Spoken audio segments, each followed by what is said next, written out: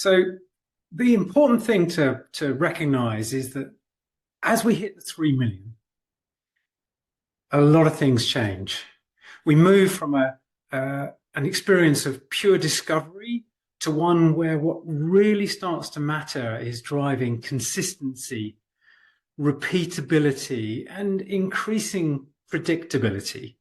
And we're going to dig into that a little bit. I mean, the important thing to take away, as you can see the quote here from Andy Lever, my colleague at Notion Capital, is that, what has made you successful is in the start phase, discovery, creativity, a lot of generalists will not only not make you successful in the build stage, it'll make you unsuccessful.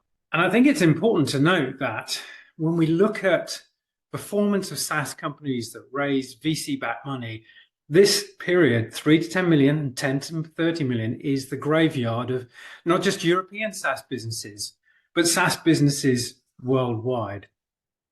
Failure is kind of baked in to a certain extent in the start phase, 0 to 1 and 1 to 3. Do we have product market fit? But if we've established product market fit and we've got 2-3 million in revenue, we've isolated a small group of customers who are buying and using in exactly the same way that generalizes to a very large market, then it's the ability to create repeatability that is absolutely critical, and that requires a whole different mindset. We very much romanticize that start phase.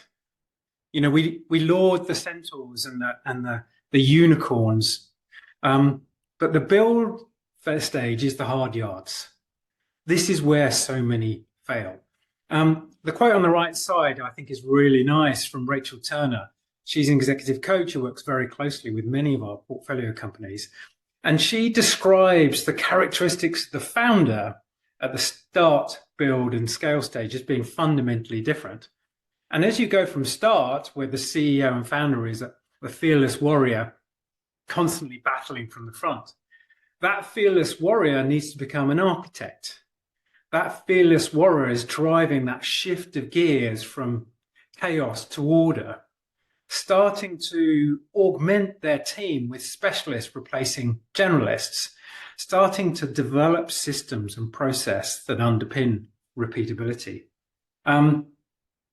Within the build stage, there's 2 phases. There's the 3 to 10 million. That's where we're starting to discover the go-to-market model. We're moving beyond founder-led sales. And 10 to 30 is where we build our playbook, when we're driving increasing predictability. I like the word build because it works as a noun and as a verb.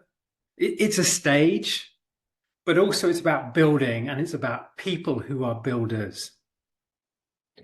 A scale-up isn't just a bigger startup. It's not a continuum.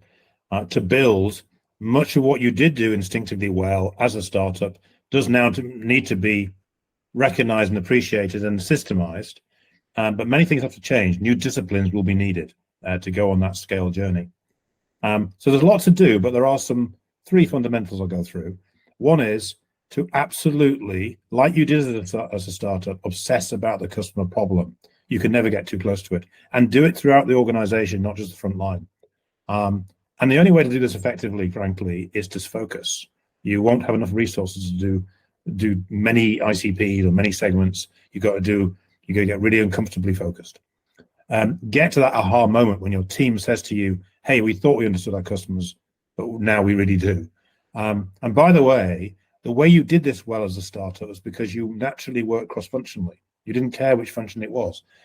Sustain that too. Make sure you embed that as a core principle of your business. Next, to get here, you probably use gut feel.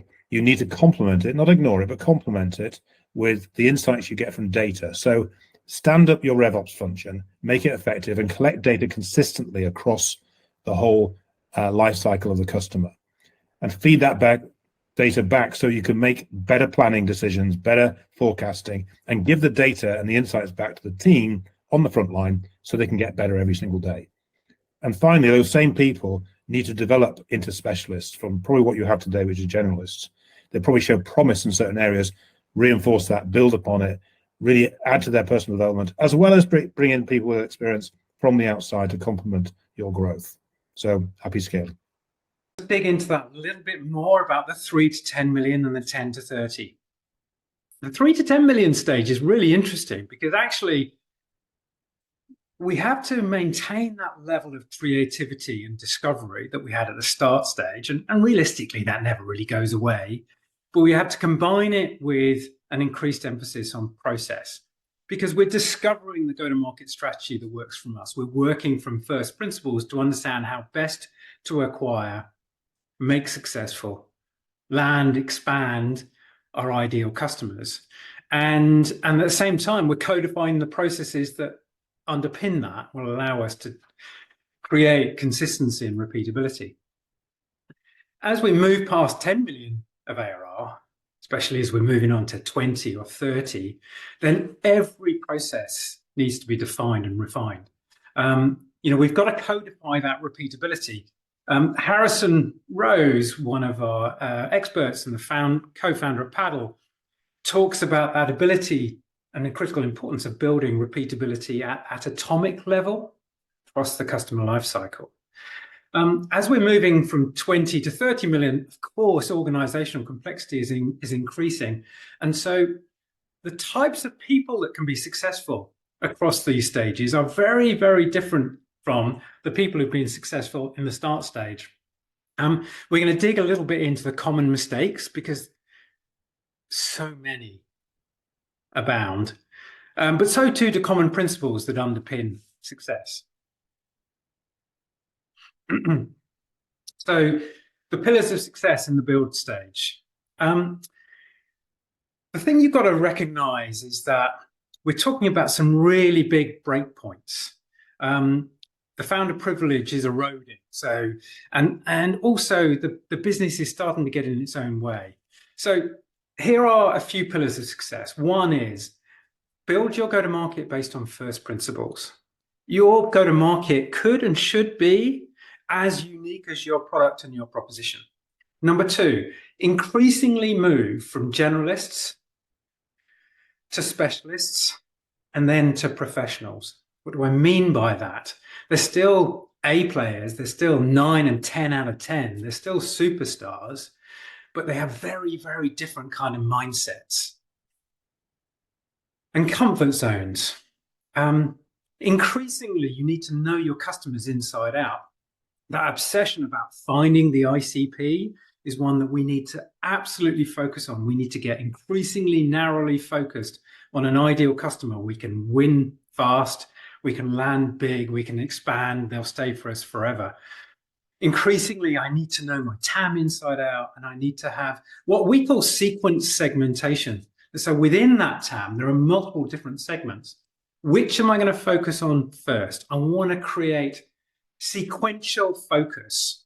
This segment, then this segment, then this segment, not all three in parallel.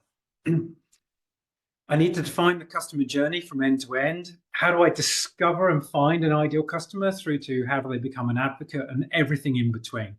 If you haven't immersed yourself in Winning by Design's bow tie model, then please do so. Underneath that bow tie, I need to have lead and lag data across the entire life cycle. Let's simplify it down into lead and lag at demand creation stage, lead and lag at the conversion stage, lead and lag at the onboarding and expansion stage. I need to have really, really robust data underpinning all those things that allow me to know the behaviors that are driving the right kind of outcomes. Increasingly, I need a go-to-market organization that with standard inputs and standard processes is achieving predictable outcomes. I'm increasingly obsessed with pipeline. And last but not least, I've really invested in RevOps. I've built a capability to allow myself to plan and forecast bottom up to an increasingly high degree of accuracy to allow me to plan and forecast effectively. Now, this might take 2 or 3 years. This is why you need to move from generalists to specialists, people who know how to deliver upon these things. Some common mistakes. Here are just 5. Number 1 is the wrong people in the wrong roles. It is always the most important thing. It isn't to say that people who are successful in the start stage can't be successful in the build stage, but let's not make that assumption. Let's ensure that we're focused on people who have the capability and the confidence and the ability to execute upon this fundamentally different step change. Second thing, avoid the playbook reflex. I picked this up from listening to Frank Slootman, and it just resonated with me so strongly. That risk of saying, hey, what worked at that company will work at my company. What worked over here will work over there, will work here. And avoid executives who think in that way. You have to think first principles. You have to think about your ideal customer, your product, your proposition, how best to connect those 3 things together. Number 3, assuming product market fit in one segment implies product market fit in another. Now, this is really interesting when you're at, let's say, 4 or 5 million in revenue. One might assume we're really in build stage. But realistically, if I'm selling into a couple of different segments, which maybe I shouldn't be, but I probably am, I might be establishing go-to-market fit in one, but I might be still very much in discovery mode in another. So don't make that assumption. Number 4, I touched on this already. Diluted go-to-market is one of the single biggest mistakes that I've seen over and over again. We talk about this a lot, the need to be uncomfortably narrow, focused on the smallest number of customers who love and need what I have. And then number 5, because this is what kills you from a cash flow perspective, investing for growth before you're ready, not investing for growth when you are. Some key takeaways. Hey, number 1, this is always the case. I think number 2, it's always the case. Number 3, it's always the case. But know your best customers and execute relentlessly against them, all the way through to the IPO and beyond. Number 2, execute sequentially. That's how you build momentum, not just in go-to-market, in so many aspects of building a business. Build a growth engine that is unique as you. It can become a competitive differentiator that is absolutely critical to your success. Invest in repeatability and the enablement that underpins that across the life cycle, and use data. Use good data to lead and lag data across the demand, sales, and success funnel to drive growth. Thank you. I hope that's been useful. In the next presentation, we're going to be talking about the scale stage, but hopefully some good takeaways for you there. Any questions, please reach out to me on LinkedIn. We look forward to hearing from you.